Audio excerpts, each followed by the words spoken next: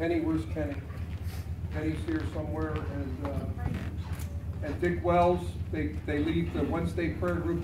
30 years that group has been praying for me and for other missionaries and other people in the church, and this group has been serving hands. It used to be just for ladies. It's no longer for ladies anymore. It's open for men and women, and they've been drawing some men this year and come out next year. And you'll see that they're going to have this special time of prayer before they start. And then they do have projects that'll be going on after my presentation in the back. You're welcome to stay. I have a book table over here. My new book just came out. So we'll have time. I'll be over there with my wife, and we'll take care of you over there with my new book.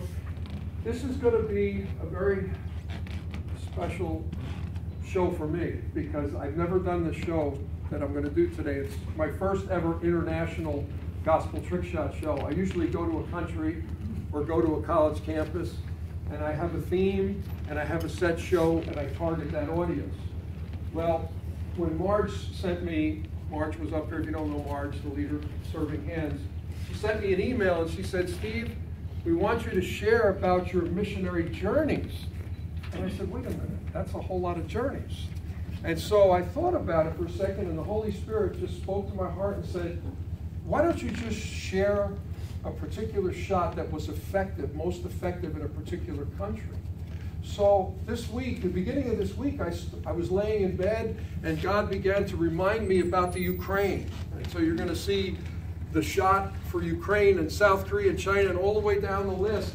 And I came up with these 11 shots, and I thought about the theme in each country that really made an impact. And and this book, the new book, is all about my missionary journeys. I have my first book over there, if you haven't read that, which is How I Came to Christ. And the second book is about my missionary journeys for the past 25 years. So, you know when they say that we're going to start with a bang? We're going to start with a bang. Okay, and Joey, would you come out here? And I'd like to introduce a helper for Gospel Trick Shot. I have many helpers. I have my buddy Phil. Where's Phil? Well, Phil was out there at the door. If you saw him come in, he's another helper. And I've had many of you here that have helped me on different outreaches. But Joey is now is it fair to say you're the house manager of the JFM Refuge Center? Now, somebody prayed in the back for JFM for the banquet this afternoon. It's at 3 o'clock, 3 to 7 o'clock, and that's a partner ministry that I work with. And been to a lot of the Muslim countries, been networked with a lot of my Muslim friends here that have come to Christ. Joey is the house manager. So Joey, we're going to start off with a bang, and I'm going to ask you, just like you don't know what's going to happen, but I told you what to do, so would you assume the position, please? Okay. Now you'll notice that Joey is a willing helper.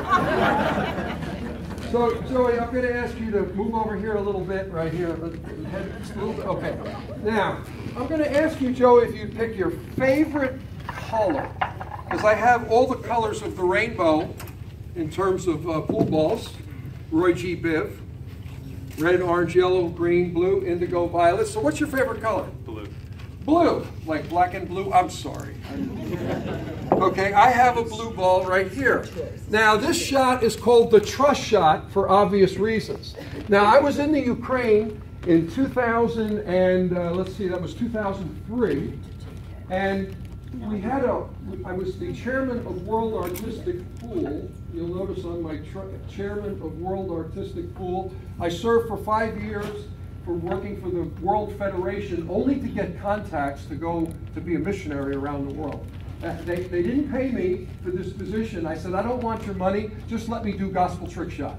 And they said, that's a good deal. You could be the chairman and do your Gospel Trick Shot. Well, they rented a place in Kiev in the Ukraine that was an old arena where they had circuses. And we had the World Artistic Pool Tournament that year. Some of my buddies, Dr. Q, Tom Rossman, Mike Massey, and others were there with me. And I contacted Bridge International, which is a Russian ministry. Mr. Morgulas was the president, And I told him I was coming, and he put me in contact with Pastor Sunday, who was a Nigerian pastor, African pastor, that had a church of 10,000 evangelical Christians in Kiev. If you don't think God is working in Kiev, he's working. And so he says, we'll give you our TV spot for a 1-hour broadcast on television, which will be satellite into 270 million potential homes in the former Soviet Union. So right from Kiev in the Ukraine, we did a made-for-TV show, and they had members of the church there, and it was satellite all over the former Soviet Union. Now this was my final shot in that show, called The Trust Shot. And I had a Russian gal that came out. She volunteered, one of the church members, and she was on the table. And I told the people, because there was such sadness and insecurity in the country of Ukraine, and this is 2003. This is before the trouble broke out. And what ended up happening is the people had put their faith in the government, and the government let them down. So I told the people, who are you going to put your trust in? And don't we have some issues even in this country about putting our trust in the government? They just might let us down. And so I told the people back in 2003, put your trust in Jesus, and I had a willing participant up here like Joey. And so Joey, what I'm going to do is I have your favorite ball, the blue ball, and I'm going to take 6 cubes of chalk. Let me measure your head. I would guess you're about a 4-cube chalk head. That's pool language for measuring, yeah. Okay, now I want you to put you back here a little bit. Now don't worry, Joey. I can assure you I've done this shot over 1,000 times, and not once have I ever gotten hurt. I'll be fine. The show will go on, so have no fear.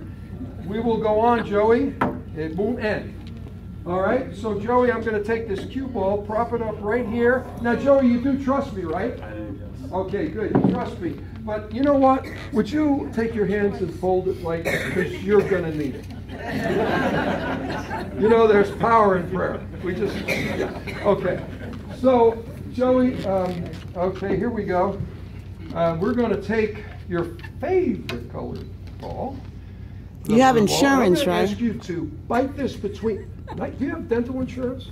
Oh, he has dental insurance, so he's okay. Now bite this beautiful teeth. Okay. Just in now case. I'm going to ask you to put your head like, yes, that's fine. Okay. And I'm going to, oh, I'm sorry, Joey, you're a 5-cube chalk head. Okay, hold on. There we go. And ladies and gentlemen, this is the shot. Trust Joey. Yay. All right. Thank you, Joey. I couldn't have done it without you, brother. Okay, I'd like my chalk back. Thank you. All right, now, number 2, if you're following along on the board, South Korea. I know we have many South Koreans in our church here at Hawthorne Gospel Church.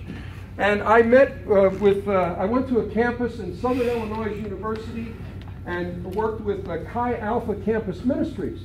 And when I was there, they said, we have missionaries in Incheon, South Korea. Anybody been to Incheon, South Korea? It's a major city in South Korea. Well, there was a missionary there who translated, a very good translator. She was an English teacher in Korea, but she was Korean. So she spoke perfect Korean, perfect English. And so I said, we're going to do a show for this Korean crowd, but the only problem is nobody speaks English here. They all speak Korean in Korea, and we went into this professional billiard venue, and she said, no problem, Steve. You show me the shots, I will learn the shots, you be the hands, and I will be the mouth. It was amazing. She knew every shot, every word, because we rehearsed before, and so we did the show, and all I had to do, I didn't have to run my mouth. I didn't have to do anything but shoot the balls. So she would see me setting up, and I'm going to set up the joy shot, only because it's an acronym for the word joy is an acronym for what? J-O-Y, Jesus first. Others second, yourself last. And usually when I do this shot, I tell people that for many years, I did not put Jesus first. You know, I put myself first for many years, unfortunately, and others were a distant second. And unfortunately, for many years, Jesus wasn't on the radar screen, and I wondered why for years I had no joy. And so I used this shot, but anyway, I would set up this shot among others, and she would be talking in Korean, and I wouldn't know a word she was saying. And then she would pause and look at me, and then I knew it was time to shoot. So I would get down, and the 1 ball is the J, the 2 ball is the O, and the 3 ball is the Y. The 1's going to go in first, Jesus first, O second, that's the blue 2 ball, and of course the 3rd ball is the red ball, and that's the Y for yourself, and that will go in dead last, 1, 2, and 3, just like that. All right. Now, right after Korea, I went to China. In China, now I don't speak Chinese, but I speak pool. And the Chinese love pool. As a matter of fact, the Chinese have the #1 market for billiard equipment and supplies. And back in 2005, I had a sponsor, Yaoling Billiards, who became the #1, not at the time, but eventually they became the #1 producer of billiard products. And they said, would you come to our country? We're having a trade show, and we'd like for you to do your tricks. We don't care what you say. Just get up on the table and do your tricks. And we'd like people to come around and watch you, and then we'll sell our product. Okay, it was a big international billiard trade show. So Mr. Ding was the president of the company, and Mr. Ding said, just do what you... So I'm trying to think, I can't talk Chinese. I didn't have a translator that understood pool, understood English, but I had a personal translator, but she didn't know the pool. So I said, what can I do to do something to grab attention? So here's what I did. I put the balls on the table like this, and by the way, the table was 9 foot. This is only a 3.5 by 7, a small size table, but the table I was on in China was a 9-foot table. That's a regulation table, and the length is always twice the width, so 9 by 4.5, in this case 3.5 by 7. There's also 4 by 8. And so I racked the balls up like this, and I said, I just got to attract some crowds over here. So what am I going to do? So I did what I call the slow rack, okay? And it was kind of I put up there unspoken joy, because it was the way that I could communicate joy to the Chinese people without saying anything. And so what I did is a stunt. And I would take the ball and I would slowly rack the balls in a very unusual way, and there was a second level. And I would hit the ball around the table and run up a flight of stairs, and by the time the ball got around the table, I would be at the second level looking down, and everybody would wonder where I went, and and then they would see the ball go in, they would clap, and then I would wave to them.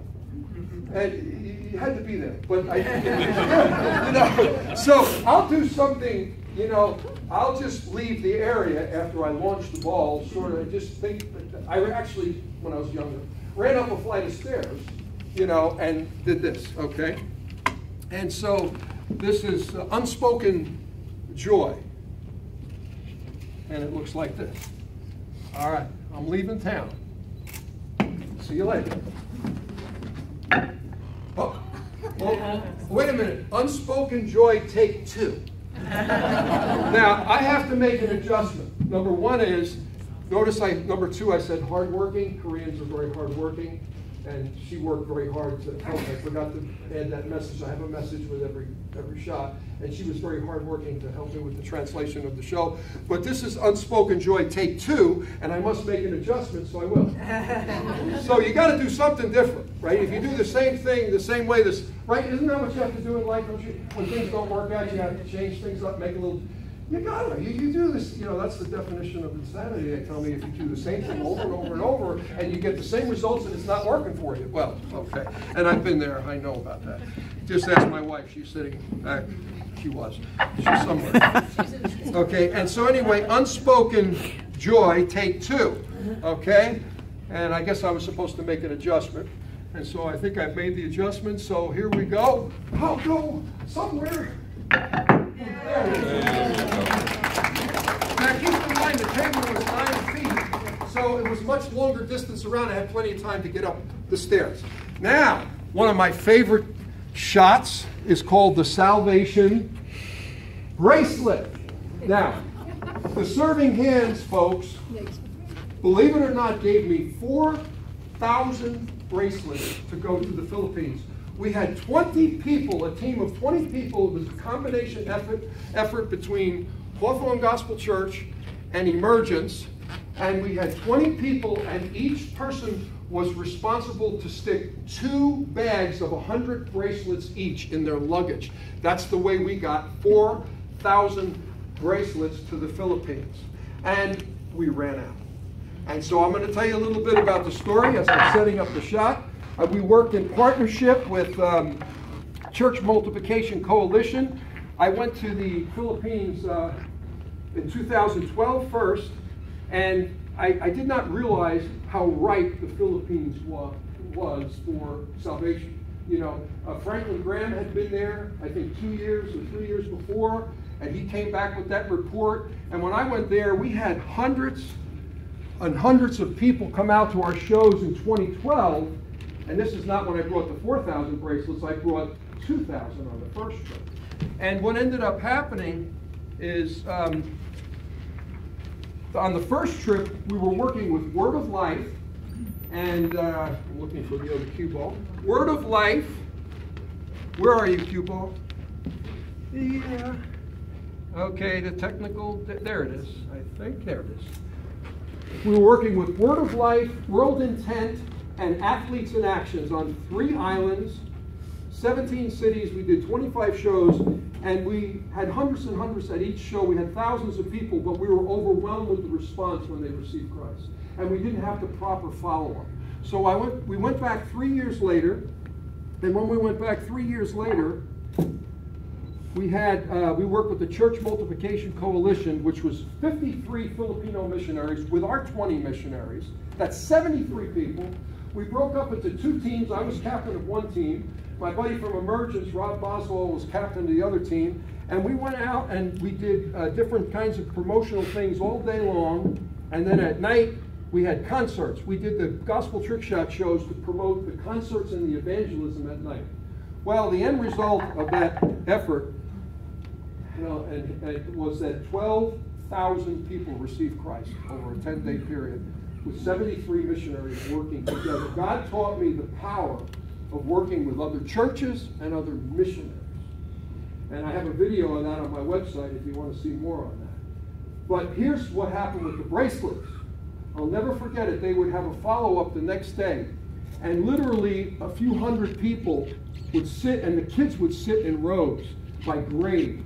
1st grade, 2nd grade, 3rd grade. And I remember they started giving the bracelets, and they would share the gospel with them, because I was always properly told by the ladies here and the gentlemen now, that whenever you give the bracelets out, you give the gospel. Well, I'm going to do the bracelet shot here, which I did in the show, but we give it to them again the next day on the follow-up. We give everybody a Bible, give the kids a bracelet, and so they were going down, giving them to the 8th graders, the 7th graders, the 6th graders, the 5th.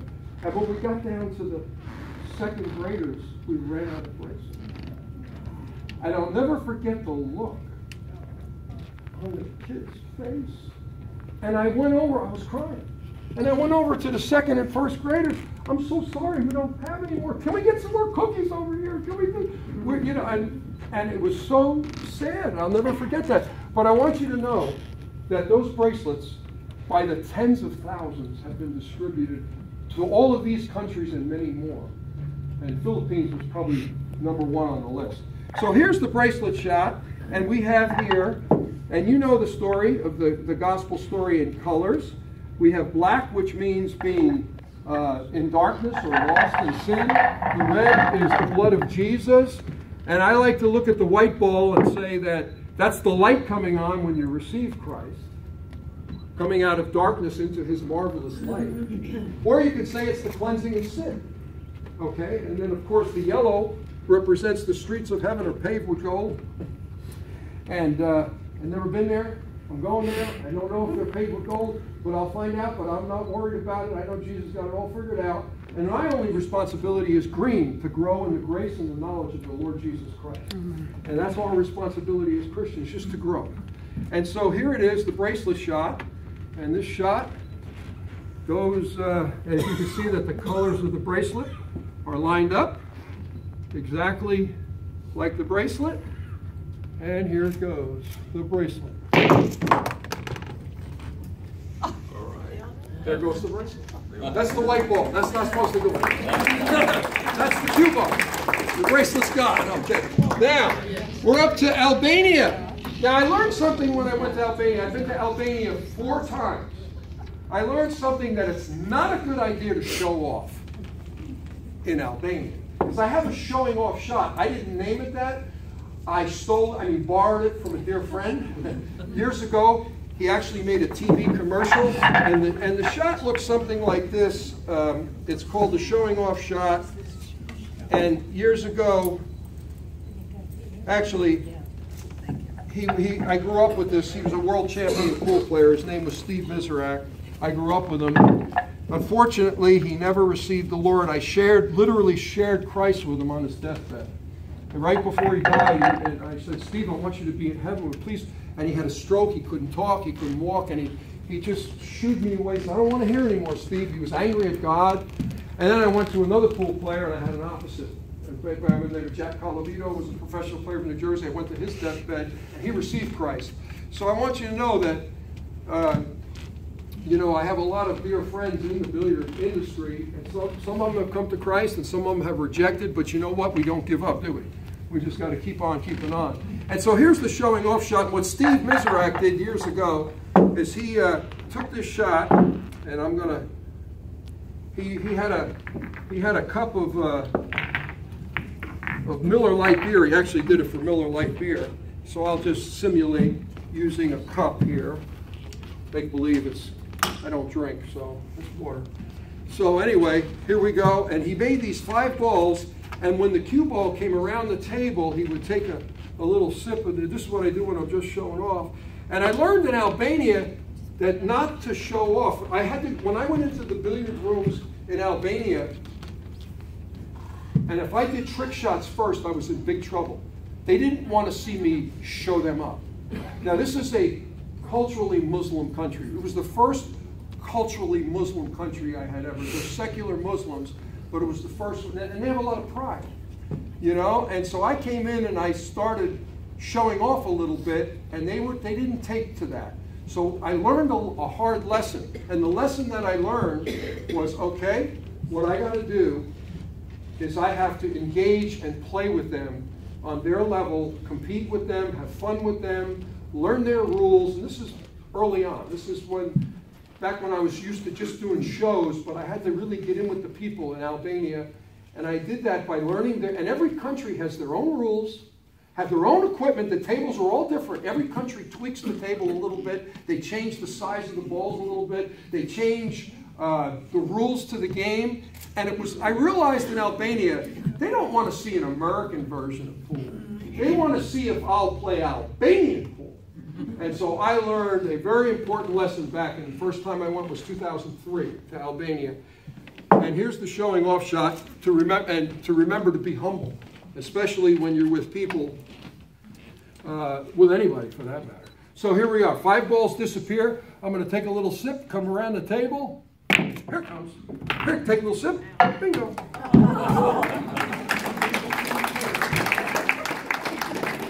That got me in a lot of trouble. Okay, now, Morocco. Now, Morocco's a more recent trip. The reason why I put it here on the list is because it's another Muslim country, but it's a closed Muslim country. So I had a shot that I went with David Shuett, our missions pastor. Let's see who else went. That was Robert Tenney and Jim Percy. The 4 of us went, and we went there for me to compete in a tournament and to meet different people in the country. And we had quite a welcome. They welcomed me. They knew me internationally from billiards. And so my objective was to somehow do a gospel trick shot show in this closed Muslim country. So I worked out a deal with the sponsor. If you notice, I have McDermott on my shirt. I have a cue stick company that gives me cues to give as gifts to important people so that they give me favors, like do my gospel trick shot show. And I see I'm falling behind on time, so I'm going to speed up here because Marge is going to get the whip out here. Okay. All right? Okay. So anyway, McDermott gave me, and David coached me, David Schuett, he says, just take 6 sticks, Steve, and give them to, because I had a whole bunch of them. Just take 6 and let him give them out. So in exchange for the 6 sticks, they let me do a gospel trick shot show. Now this shot called the butterfly, and this became a very important shot. I'll never forget the morning before the finals of the tournament. I wasn't in the finals. I got knocked out. I did fairly well. I won a few matches, but I didn't get to the finals. A couple of my friends from Europe got to the finals, but I came early in the morning to practice this particular shot called the butterfly. And to my pleasant surprise, there was about 15 young people that were still in the room. They had evidently been there all night. And when I came in to rehearse, I got up on the table and started to do this shot. And I remembered my lesson in Albania. And I handed them the cue stick. And I said, okay, would you like to shoot this? And so I didn't get up and start practicing, showing them what I could do. I let them all take turns shooting this shot. And to my pleasant surprise, I was able to share the gospel right then and there with them, telling them, and you'll notice up here it says, butterfly is freedom from, and you know there's an old movie, Goldie Hawn was in it in 1972, I'm dating myself. Butterflies are free. It was all about making free decisions. Back in 1972, you can imagine what some of those decisions might have been. I'm a child of Woodstock, the hippie generation, the whole thing. But, and I don't know who else is in that category, but you know, butterflies are free. So Moroccan people, especially the young people, want freedom. These young people are on their cell phones, and they're looking and seeing what we're doing in America, seeing how we dress. And by the way, I dress like this intentionally because I look like an American when I dress like this over there. And so they want what we have, the freedom that we have, because they're oppressed.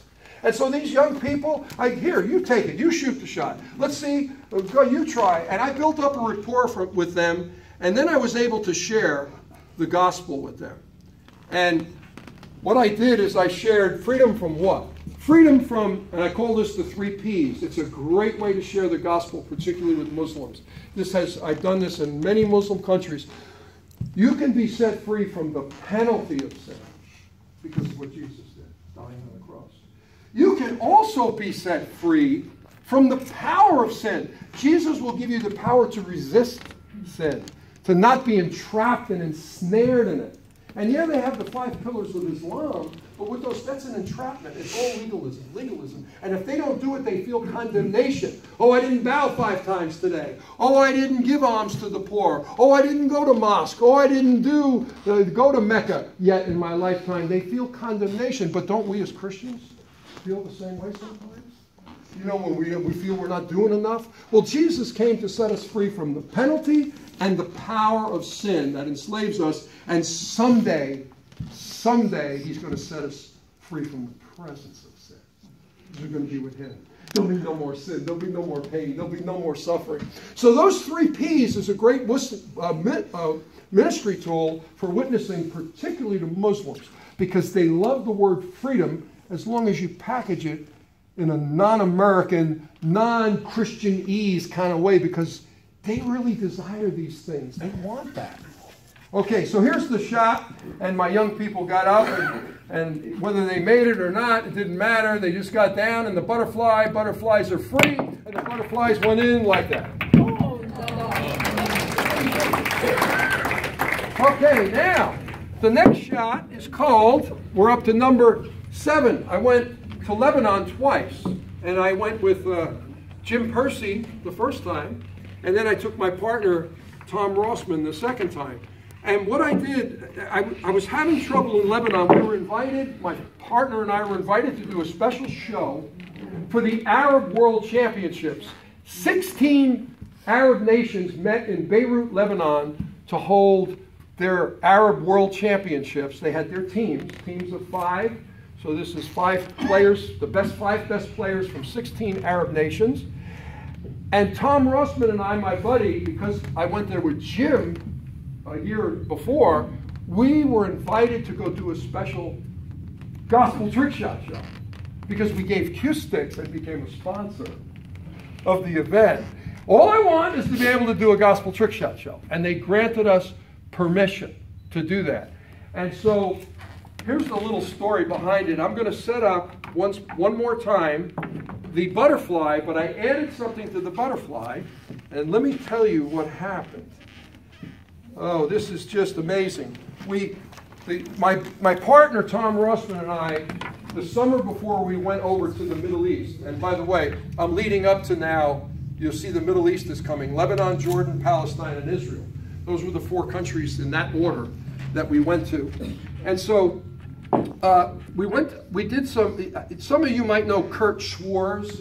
He has Inspire Sports Camps upstate New York. Every year he brings me and whoever with me to do a special gospel trick shot show for the inner city kids around Patterson, Newark, Brooklyn, and Queens.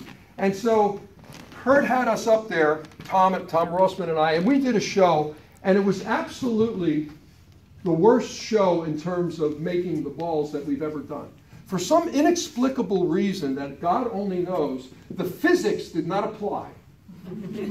And somebody later on said to me that there was a reason, because when we did the show in the campground, the focus was on the message rather than the shots. And that night, 80 young people got saved. Amen. And some pastor later on said, well, God placed an angel on the pool table kicking the balls out of the hole so that the balls wouldn't go in, so that they would focus on the message.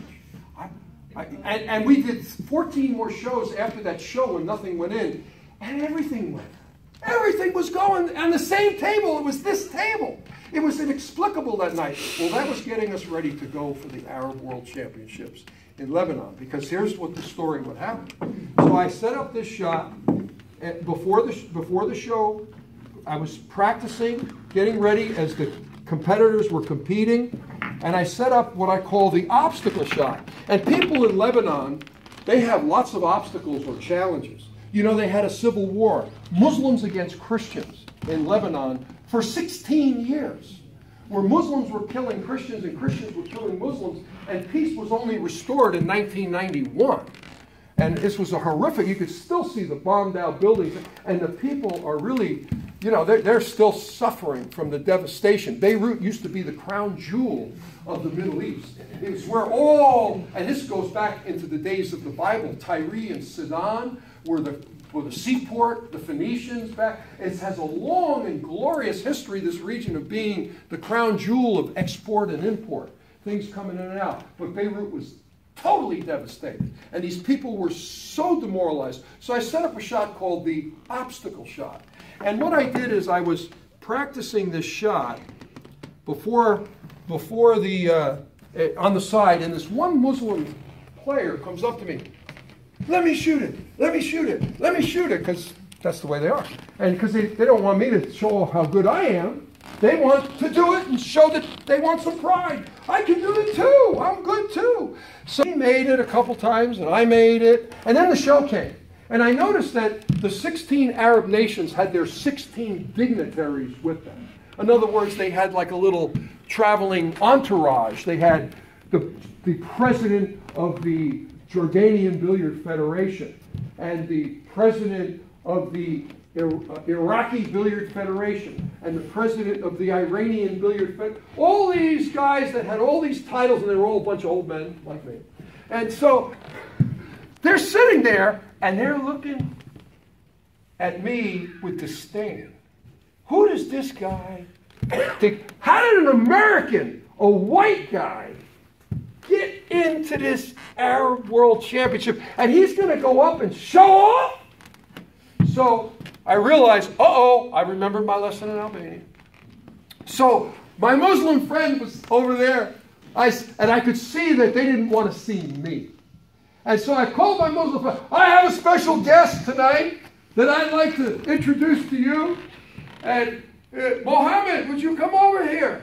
And so Mohammed comes out onto the stage. I says, Mohammed is going to show you how to make this shot, the obstacle shot. Because I understand that you people are going through tremendous challenges and obstacles. And we're here to just encourage you. And so Mohammed gets down and he does something I've never seen in my life, before or after. And my friend, Dr. Q, The two of us have been playing billiards professionally, and since we've been kids, for over 115 years combined, the two of us. Since we were kids, no, we're not 150, but you do the math. We've been playing since we've been 10 years old, you know, and we have never seen what we were about to see. God did a miracle. Remember the dancing angels that kicked the balls? Well, when that happened at Inspire Sports Camp, Tom Rossman said to me before we went to bed, we couldn't figure out what was wrong with the physics of the shots.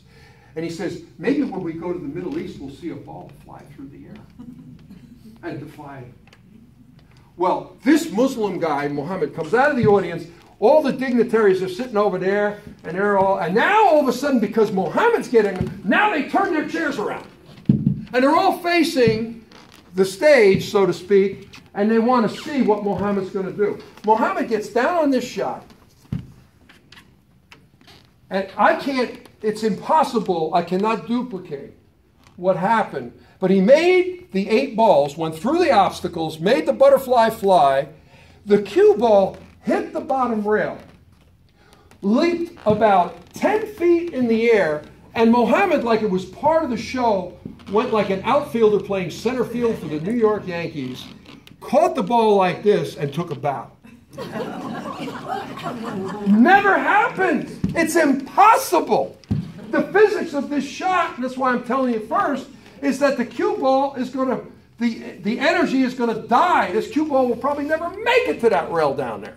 If it does, it'll just trickle down there. But he somehow hit it in such a way that it leaped in the air. It was a little miracle. And let me tell you what happened. Those dignitaries listened to every word I said from then on and watched every shot because I honored Muhammad and I honored that Arab player. And we led 3 Muslims to the Lord on a bus ride the next night. And that's another, it's in my book. I can't go into all that. But here's the shot that he did. Get the book. Yeah, you got to get the book. The book. It's amazing because we did a show for Hezbollah, and people got saved. Believe it or not, it's in the book. It's just one believe. I don't believe it, but it's God. And so Muhammad, you ready, Muhammad? But watch the cue ball. It's not going to. Ho! That means that's the nobody's perfect shot. See, you don't have to be perfect. Now, Muhammad, he not only, and you notice the cue ball went in a pocket, but it didn't leap in the air. So let me move on. Now, Jordan, Palestine, and Israel. Because we went to Lebanon, we were barred from flying into Israel. So we had to backpack through Jordan, Palestine, and Israel. And you know, notice I have here walls. Forgiveness and reconciliation. That is what the Middle East needs. You know, I have a wall shot, and I'm going to set up the walls. And because everywhere there's walls. There's walls everywhere. You can't get in and out. And I'm not talking about one wall. There's 3 sets of walls. The Jordanians control one wall. The Israelis control the middle wall. And the Palestinians control the outer wall. So when you get through one wall, you're not there yet. You got to take a little bus about a mile up the road and get to the next checkpoint. And then when you get through that wall, you got to go take another bus ride to the next checkpoint. And then when you go through, and we went through Palestine, and then we got into Israel, there was more walls on the other side. And so when I think of these countries, I think of this wall shot because it's so easy for us. This is not just for them. This is for us too. To have walls in our life. What do walls look like? Well, they take the form of bitterness, anger, wanting to get even. Unforgiveness. Right? Unforgiveness. Any more? We got some more? Pride. Pride. Jealousy. Jealousy. These are walls. And you can imagine the walls that are going on over there. After all that's been going on, it's still going on. But what about you? What about me? Have you checked your walls? Have you checked there's no walls up between you and maybe neighbors or family members or church members? Because you know, Jesus gave us And you know, the Muslims, they read the Injil, the New Testament. So they know the words of Jesus. And I say, you remember that prayer Jesus taught? The Our Father who art in heaven, hallowed be thy name, thy kingdom come, thy will be done. And there's one verse in that prayer that's repeated. And there's a middle verse in there that says that, Father, forgive those who have trespassed against me. But he repeats it in a different way. At the end of that, he says, after the Lord's Prayer, it says, for if you do not forgive those who trespass against you, how can your heavenly Father forgive you? So you see, our battle is really not with people, it's with God. And God sends us a test every day through people. How are you doing with your test today? This isn't just for the Palestinians and the Israelis and the Jordanians and the Lebanese. They're not doing too well with it in many cases. But in many cases, some of them are. They're coming to Christ. I've met Messianic Jewish Israeli Christians, Messianic Christians. I've met Arab Christians, and we shared and led some. It's in the book. We led a few to the Lord privately. And so here it is. What does it look like for you? What does wall look like for you? I hope you don't have them. If you do, Jesus, and here the cue ball represents Jesus as the great wall breaker. The wall's going to come down. The 4 balls are going to disappear. And then we're going to come on back and have a relationship with this fellow right here after the wall comes down. And it looks like this.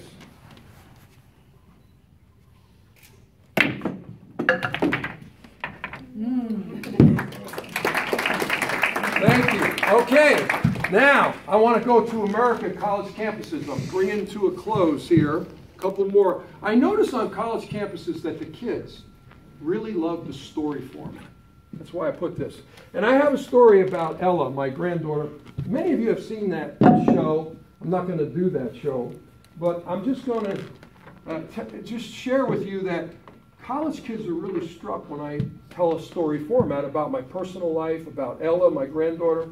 And because there's always 4 key elements to a story that I try to lead up to at the end. And it's about what choice will you make? Okay, and if you've seen me do the Ella story, you know that I was faced with a choice how to feel in response to the loss of my granddaughter. And so I'm going to take in place a black cue ball, put it right here in the center, and I'm going to take and put around it different balls like this, okay? And it's going to be blocked in there with no apparent way out, okay? And what I do is I ask students, in this case, I say, how will you choose? What will you choose to react? How will you choose to react to the problem or situation in your life? And so here you'll notice that the black 8 ball is in the middle. And I'm going to slice the table in half. This is a mathematical kind of a situation. It's called symmetry. And there's a mirror reflection on both sides, and I'll have a perfect square if I cut the table in half this way. And since this is 3.5 by 7, I have a perfect 3.5 by 3.5 by 3.5 square. And this 8 ball is going to go into one of these 4 pockets down here because of symmetry. And so I'm going to ask this gentleman right here if you would pick choice number 1, 2, 3, or 4. Just 1, 2, 3, or 4. 3. 1, 2, 3. That'd be here. Okay. I'll put a cube of chalk right here, and I do this with the students on the campus. And I say, let me share with you, and I go through my own personal story about how when my granddaughter died, I could have gotten mad at guess who first? God. How could you do this? I've been serving you for 25 years. I'm a missionary. What kind of a God are you? And you know, young people ask those questions. God, why are you allowing this to happen to me? And maybe some old people here, or older people here, ask us, why are you allowing this to happen to me, God? I'm doing everything you've asked me to do. So that's one option. That's not the one I chose. And the second option, you can get mad at somebody else. whether it's somebody did something, or maybe you feel they're at fault, it was an accident, and they're at fault in the accident, you could get mad and displace the anger from God to another person, or you could displace it further and blame yourself. Some of us are real good at beating ourselves up. How many of us are good at beating? No, don't raise your hand. I'm very good at that. I'm very good at beating myself up. My wife, just ask my wife. She says, don't do it, Steve. She says, don't go there. It's okay, God. There's no condemnation to those that are in Christ Jesus. And you know, the fourth choice, obviously, in this case, this choice right here, you picked right here. I got the chalk there, is the one to trust God. Instead of getting angry at God, angry at other people, or angry at yourself, the choice is to just trust God to work through the circumstances and the situation.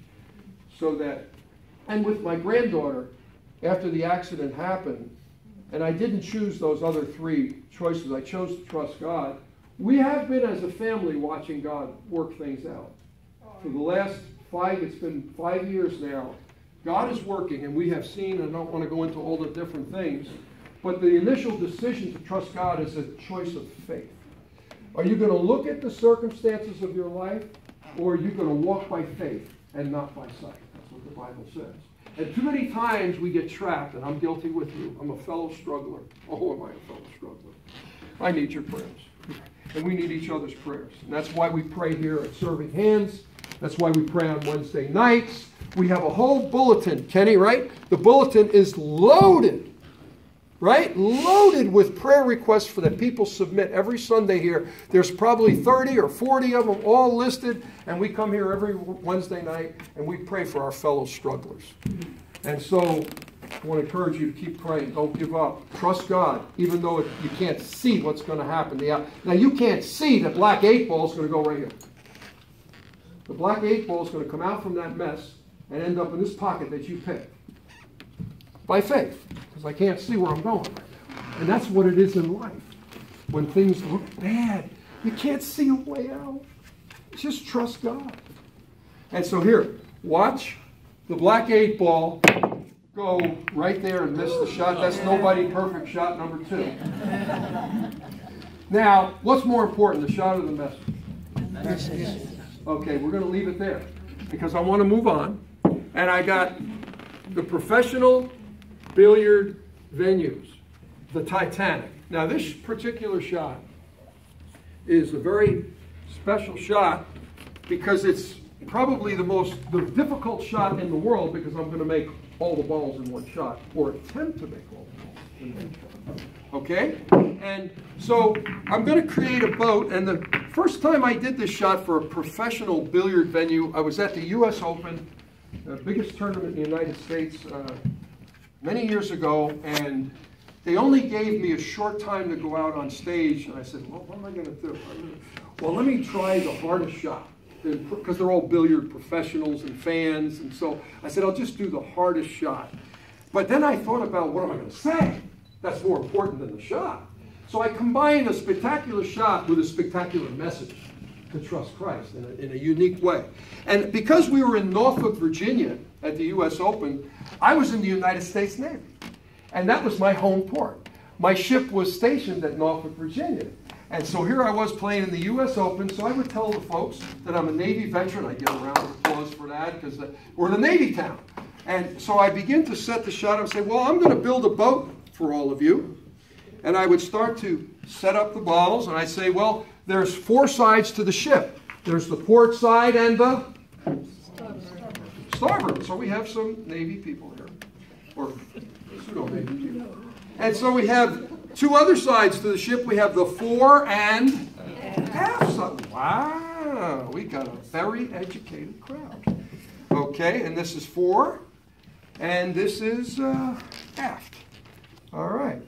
And now we need to bring out the passengers on this ship. And here they come. The passengers are coming out on the poop deck. And here they are. Here they are. They're assembling. And I call this shot the Titanic, not because I named it the Titanic. The person I learned it from, he called it the Titanic, but I gave it this unique message. And here's the message. You see, we know the story of the Titanic. that was supposed to be the ship that was built that would never sink. And as we know in the story and in life, things that men and women do just don't always work out perfect. And so that ship sank and cost the lives of many people. And I would tell the folks, and I'm telling you, that for many years I was on the Titanic with my life. I was on a ship headed to destruction because I was the captain of my ship. I thought that playing pool and having some fame and money and television and all that, I said, well, I'll tell you what, I'm really going places now. And I realized at 35 years old that I was on the Titanic, that my life was sinking fast. And I was losing everything important in my life because I was putting everything I wanted ahead of everything God wanted. And so I tell my pool playing friends, and I says, maybe that's you today. And I do this shot in Las Vegas too, when they lose all their money gambling. And some of them are drinking and drugs or whatever. It's a very fast life, and you know about that. It's not church. Some of the venues I go to, it's not church. I am the church. I'm the only one there. As a matter of fact, on the Strip in Las Vegas, for many years I was the only ministry allowed to give out Bibles and literature in the casinos because I'm a professional pool player. And they said, yeah, you could come in and get your own space and you can give out your Bibles. And many people from this church helped to send me there. And many hundreds and hundreds of professional pool players and other amateur pool players accepted the Lord. And this shot was a big part because I would challenge them and say, look, how's your life going for you? Are you like me? I was on the Titanic. I want to invite you to get on the ark. You see, the ark is a ship that was built by God. And Jesus is the captain of the ark. It's in the book of Genesis. You can read it. It's in the Bible. It saved humankind. But for years, I was on the Titanic, and most of these people I'm talking to are on the Titanic. They were going down. And so people, we had 1 year, this was only 4 years ago, we had this shot, we did an altar call in a public access area, and they threw us out after this. We had people come down and gather around a pool table to receive Christ publicly. And in this particular venue, they told us, no, we can't do that anymore in a public. I can buy a space and do it, but they had promoted us to a public access area where we did it all. And I had never done that in a public area to bring people down, but they came down and got off the Titanic and onto the ark. And so here's the shot. Okay, are we ready? Passengers, are you ready? Yep, the passengers are ready. Okay, and obviously the reason why I call it the Titanic is because, guess what? It's going to sink. We're going to try to sink everything. And so the passengers look about ready. Let me just make an adjustment. You know, life is full of adjustments. Did you hear that message before? Okay, so life is full of adjustments. All right, the passengers look ready.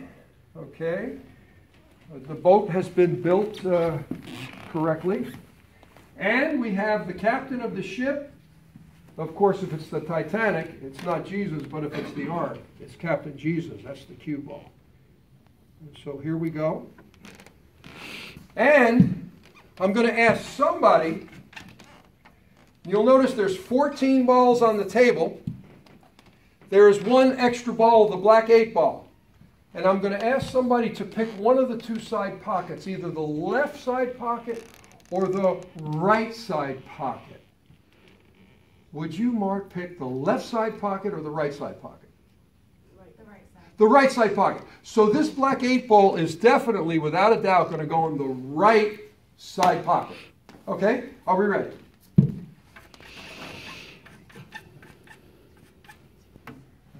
Here we go. The Titanic.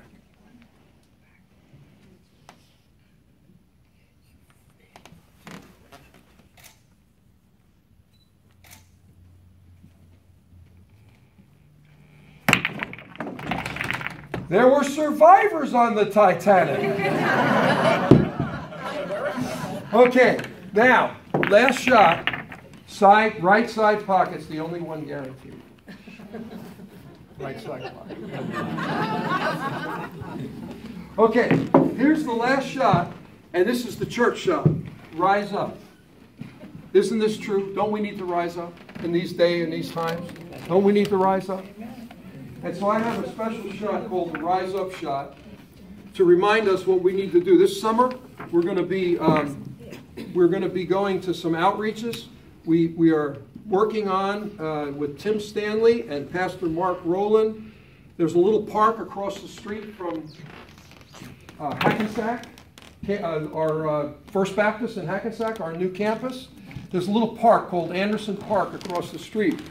We're hoping that we're going to be able to go over there in that park and set up this portable table. And a bunch of us, there's apartments there with a lot of people living in those apartments. We're going to try to have an outreach on a Saturday morning. Amen. And draw people, and we'll see what we can do. I don't know about the food situation, if we could do that. With Desire for Hope, we have to find out what we can legally do and can't do.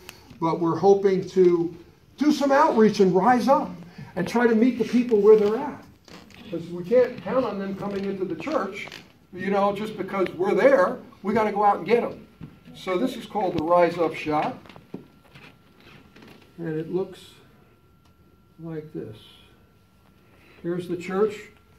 There was an old Keith Green song that said, the name of the song was Asleep in the Light. Keith Green, back in the early 1970s, he was a hippie that came to Jesus. And he was very instrumental in me coming back to the Lord. I used to listen to his music before he passed on to be with the Lord. And he used to plead in his concerts to the church. Wake up, you're asleep in the light. Amen. Don't sit and bathe and receive all this. What are you doing? Don't sit there asleep in the light. Wake up, get up, rise up, church. That was his cry. And I heard him. I heard him. I heard that cry. And partly, that's part of the reason I am here today. Because I said, no, I got to be part of that. Rising up. And so here's the Rise Up shot.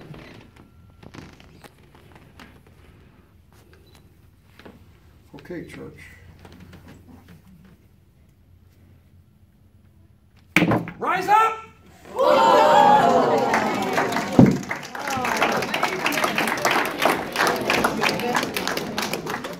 Okay. Now, I have my book over here. My wife is where? She probably went.